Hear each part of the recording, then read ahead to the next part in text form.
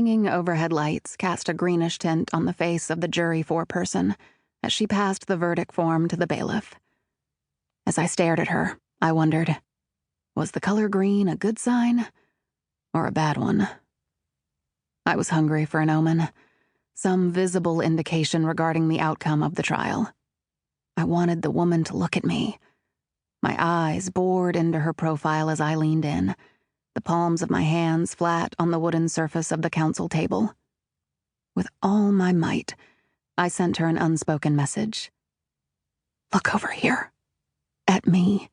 Do it.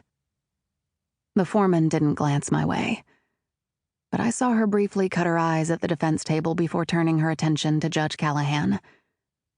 I exhaled, my shoulders sagging as I released the breath I'd been holding. Because that was a bad sign. Bad for me as the prosecutor, anyway. Judge Callahan reached out his black shrouded arm. When the bailiff handed the verdict to him, the judge pushed his eyeglasses up over the prominent bump on the bridge of his nose and peered through them to read. I'd often wondered how he got the big bump on his nose.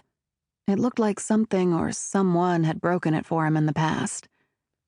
With every prejudice ruling he'd made during the trial this past week, I'd fantasized about breaking his nose again.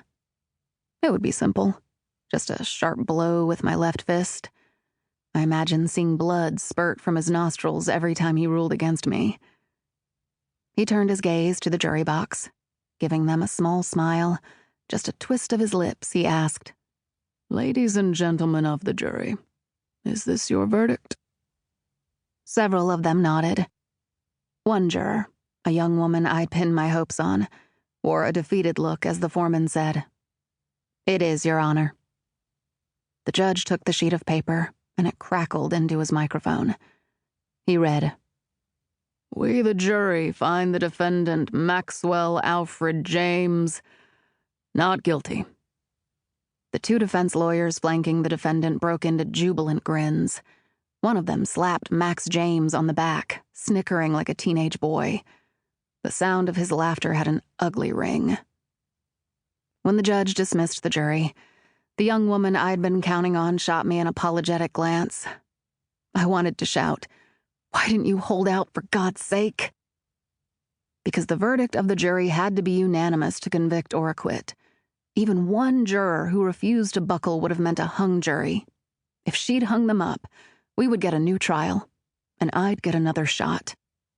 And I wanted another shot at Max James. I despised that man.